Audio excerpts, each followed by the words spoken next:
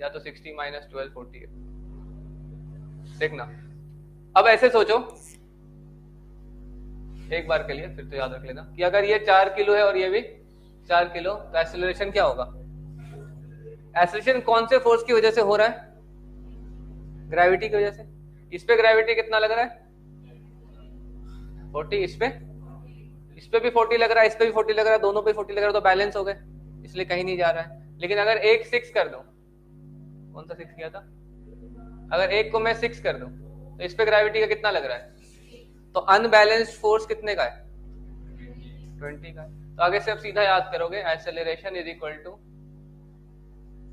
Unbalanced force divided by total mass, divided by total mass of system.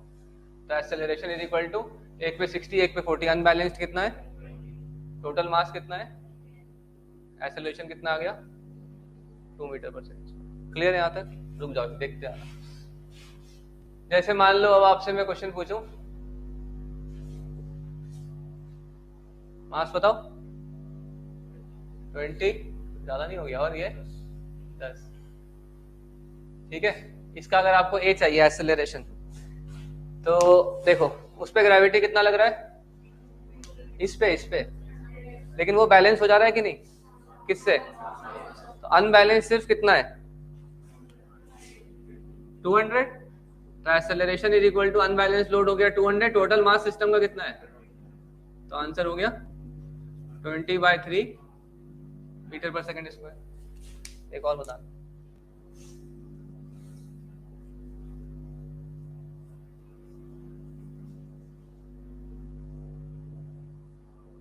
Six के जी, इसको 2 kg, इसको 2 kg। अब ये तभी लगा पाओगे जब एक्सेलरेशन सबका क्या हो? इसमें एक्सेलरेशन सबका सेम होगा या नहीं? जितने से 6 नीचे जाएगा उतने से 2 आगे जाएगा, उतने से 2 ऊपर जाएगा। अब ये बताओ ये अनबैलेंस्ड है या बैलेंस्ड है? इस पे नीचे कितना लग रहा है और उस पे, तो अनबैलेंस्ड कितना हुआ? तो आंसर क्या हो जाएगा? 40 डिवाइडेड बाय प्लस 10, क्या कितना? 10 इज इक्वल टू 4 मीटर पर सेकंड स्क्वायर। एक और बता रहा हूँ,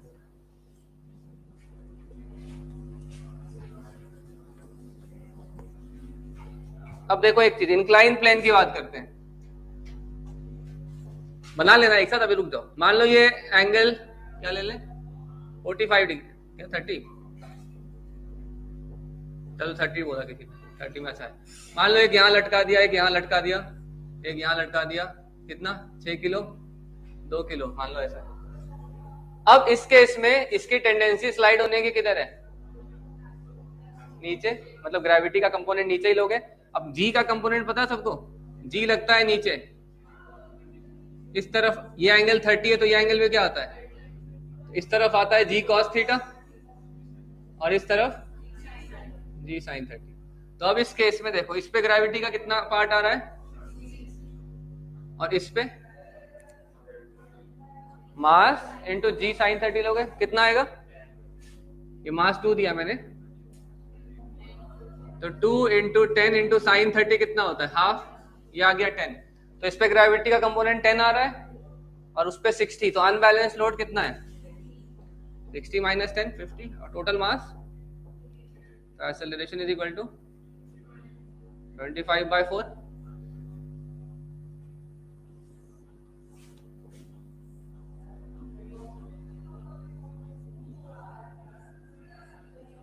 मान लो ये m1, ये m2, ये θ1, ये θ2, एक्सेलरेशन पूछा है। कोई भी एक को ज्यादा मान लो, किसी भी एक को कम मान लो, जिधर ज्यादा होगा वही नीचे जाएगा। तो क्या लिखोगे इसका answer? a is equal to, किसी भी एक को ले लो, m1 g साइन θ1, इधर जाना चाहता है और ये इधर जाना, माइनस m2 g साइन, अब हमें नहीं पता कौन बड़ा है तो मॉड लगा दिया, divided by m1 plus m2। Clear? एक बार a निकालना आ जाएगा, फिर टेंशन निकालना सिखा दूंगा, ठीक है? लेकिन ये कब लगा पाओगे? जब a क्या हो? सेम। a अलग अलग हो तो कंस्टेंट रिलेशन सीखेंगे, ठीक है? तो जब 2 ब्लॉक का आएगा या 3 ब्लॉक भी आएगा, a सेम है तो डायरेक्ट लगाना, टाइम बचेगा। तो क्वेश्चन देता हूँ, फॉर्मूला अप्लाई करना, कोई एक लिख लो, एक दो जो भी लिखना लिख लो। ठीक है, ये मेन फॉर्मूला है, unbalance load divided by total mass of the system, unbalance load. बाद में रेफरेंस के लिए काम आ जाएगा कि कब प्लस था क्या माइनस था, तो देखो।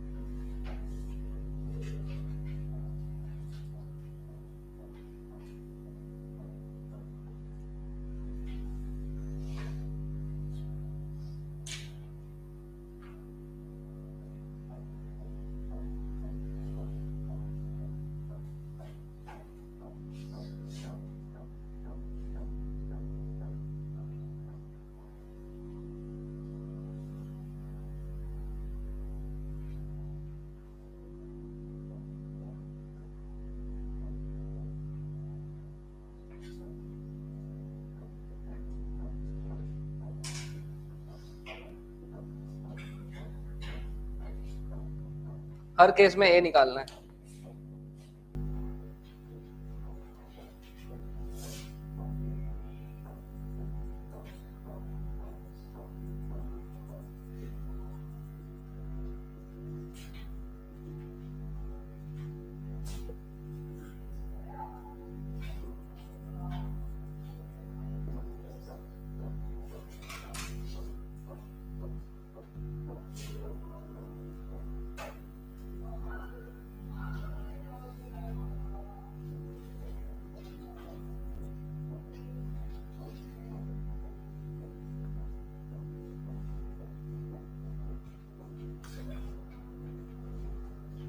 by 540 120 minus 100।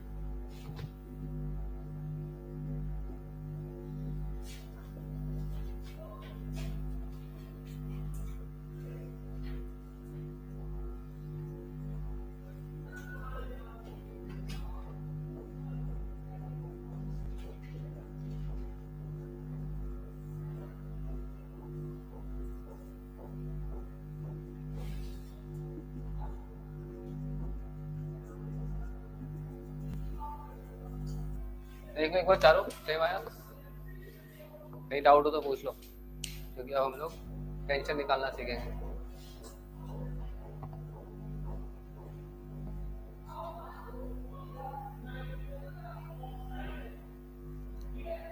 करो करो, स्पीड बढ़ाओ।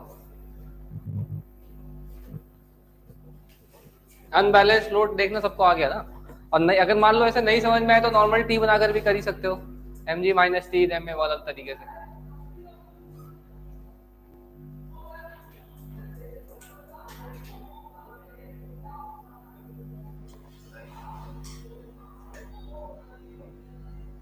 ठीक है, चलो आगे बढ़े। हो गया रीवा, फटाफट कर लो, लिख लो आंसर, डायग्राम ड्रॉ करके लिख लो। समझ में आ गया कैसे करने, बता देना नहीं यार, लिख लो, 2 मिनट देता हूँ।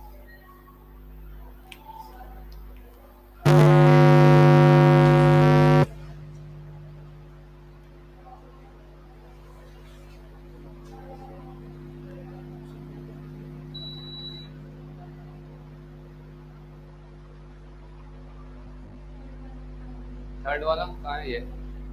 जब इंक्लाइन रहेगा ना तो जी साइन थीटा आएगा, तो इस पे ग्रेविटी का कितना लग रहा है 100 mg, 10 इंटू जी 100, और यहाँ पर कितना लग रहा है, मास हो गया 20 और जी साइन 37, मतलब 10 साइन 37। साइन 37 होता है 3/5, तो ये हो जाएगा कितना, 5 से करोगे तो 40 इंटू 3 120, तो ये इधर 120 लग रहा है, इधर 100 लग रहा है, दोनों तरफ 120 होता तो बैलेंस हो जाता। तो अनबैलेंस कितना है टोटल सिस्टम का मास, तो 20/30।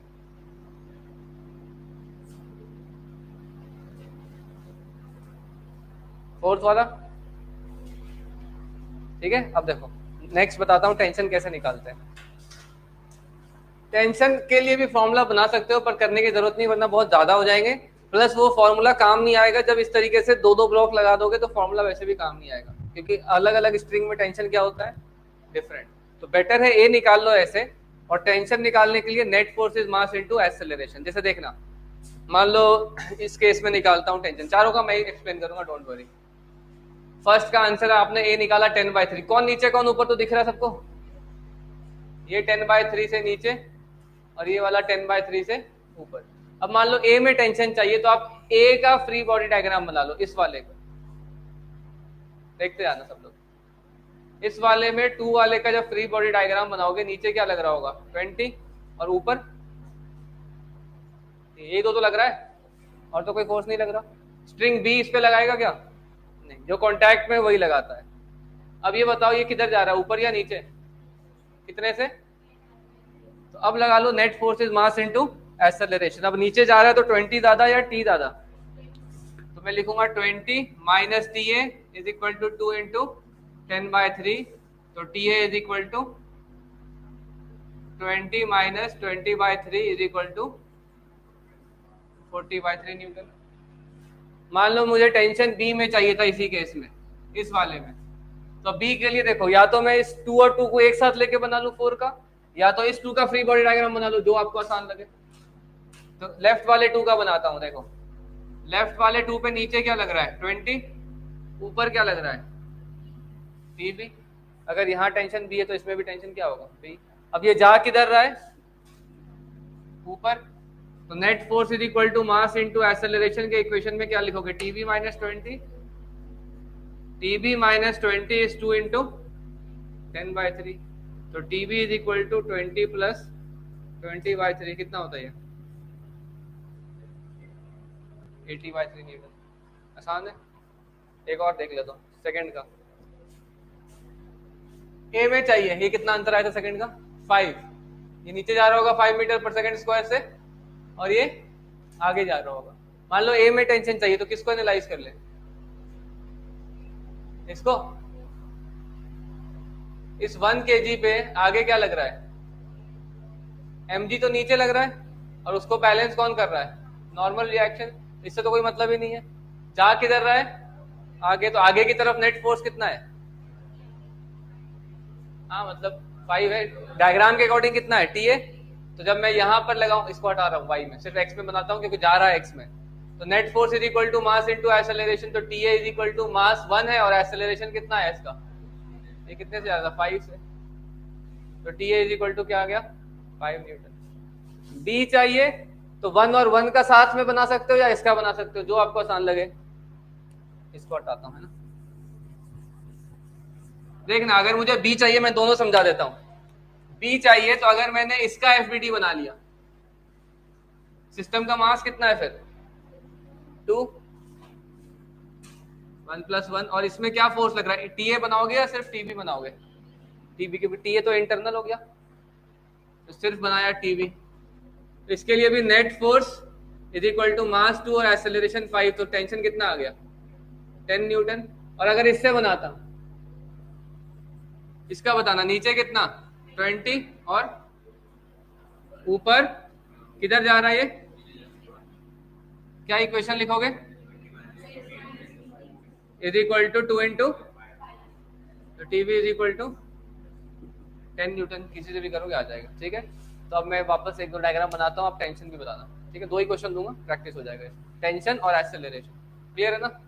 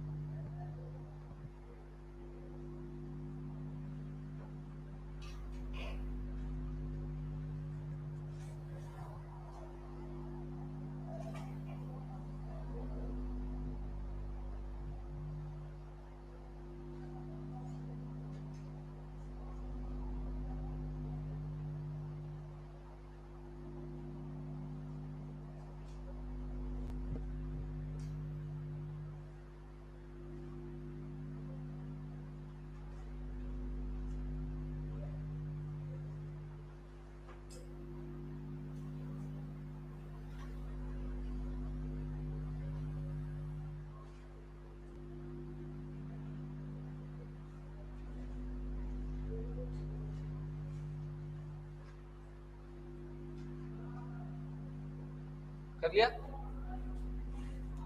कहाँ तक पहुंच गए? अरीबा कहाँ तक पहुंच गई? कौन सा? पहला भी नहीं? ए निकालो पहले में।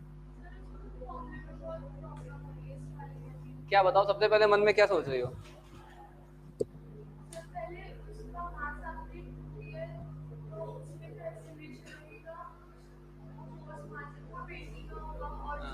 फोर्स जो लगेगा ना, ऐसे नहीं, फोर्स जो लगेगा 20 होगा। हाँ,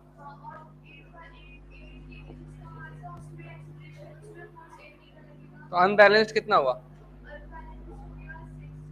और डिवाइडेड बाय टोटल मास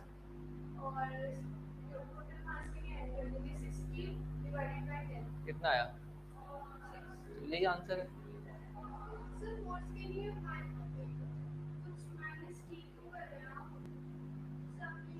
नहीं, ये ए तक क्लियर है? हाँ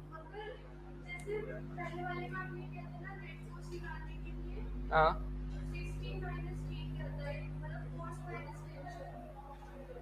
हाँ सबसे नहीं, कौन सा दिखाओ? सबसे पहले जो सॉल्व किया था, किसी भी ऑब्जेक्ट पे इक्वेशन क्या लिखते हैं? Net force is mass into acceleration. अब एक फोर्स नीचे लग रहा है और दूसरा भी नीचे लगेगा तो ऐड करेंगे। अब कोई नीचे खींच रहा है और एक दूसरा ऊपर खींच रहा है, तो नेट कितना होगा?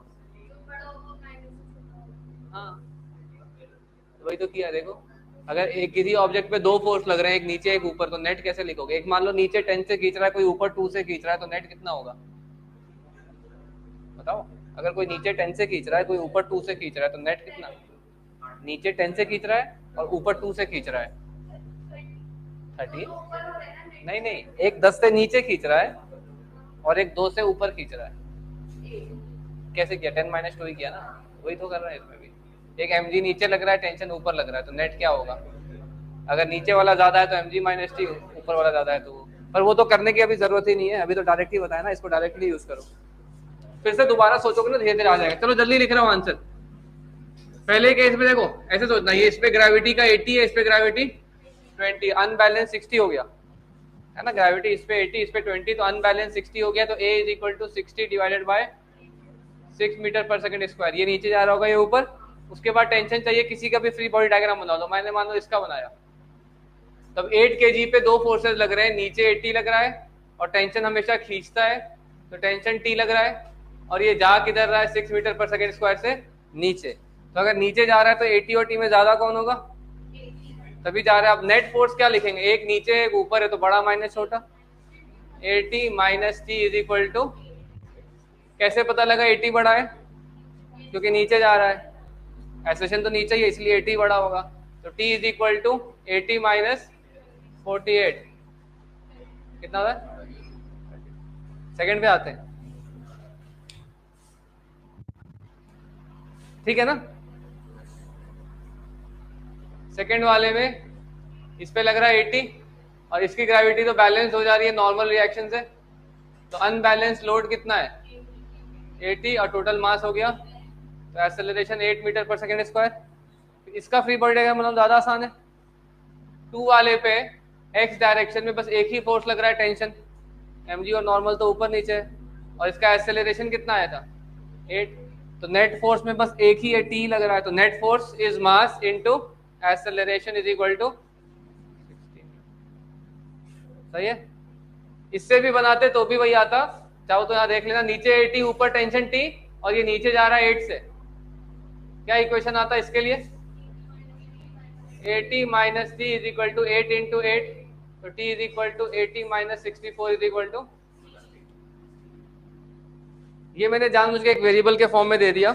ये क्वेश्चन तो आपने यहाँ सॉल्व किया ही है, बस वेरिएबल के फॉर्म में थोड़ा सा लगता है कभी कभी दिक्कत, तो फटाफट कर लेते हैं। Acceleration is equal to m2 - m1g divided by, है ना, m2g - m1g divided by m1 plus m2। तो वैसे लिख देता हूँ, इस पे m2g, उस पे m1g। तो अनबैलेंस लोड ये हो गया, divided by total mass. Tension चाहिए, मान लो इस पे T ऊपर लग रहा है, m2g नीचे लग रहा है और ये नीचे जा रहा है इसे। क्या इक्वेशन लिखोगे? m2g - T is m2 into a, और a हो जाएगा आपका m2g - m1g bye m1 plus. सही है ना। अपने को क्या चाहिए? तो कर लोगे टेंशन खुद ही, कर दूं मैं? टेंशन इज इक्वल टू, इसको इधर ले आते हैं, इसको इधर ले आते हैं, M2G, अरे लिख देता हूँ, M2G minus M1 M2G divided by M1 plus M2, LCM ले लोगे तो T is equal to M1 M2G plus M2 M2G, ये दोनों क्या हो जाएगा, सब कैंसिल ही हो गया क्या, कुछ गलत कर दिया? रुक जाओ, कितना आया बताओ ना सॉल्व करके, 2M1 M2G डिवाइडेड बाय, कर लेना सॉल्व आ जाएगा इतना ही, और या तो इसको बेसिक इक्वेशन से सॉल्व कर लेना, वो भी आसान, नहीं ज्यादा आसान वही रहेगा बेसिक। हाँ एक ही वैल्यू तो डालनी इसमें, हाँ एक के टर्म्स में आंसर थोड़ी बोलोगे, फिर तो टेंशन को टी बोल दो। ये भी कर लिया क्या? आंसर बता दो क्या आया? 220/7।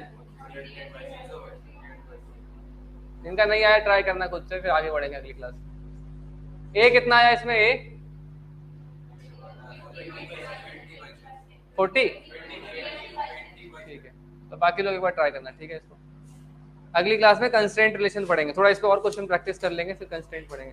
सारे क्वेश्चन दोबारा देखना, जितने भी किए हैं सब दोबारा एक बार खुद से धीरे धीरे सोचोगे तो आ जाएगा, कोई बहुत मुश्किल नहीं है। आंसर लिख लेना, मैच करा लेना।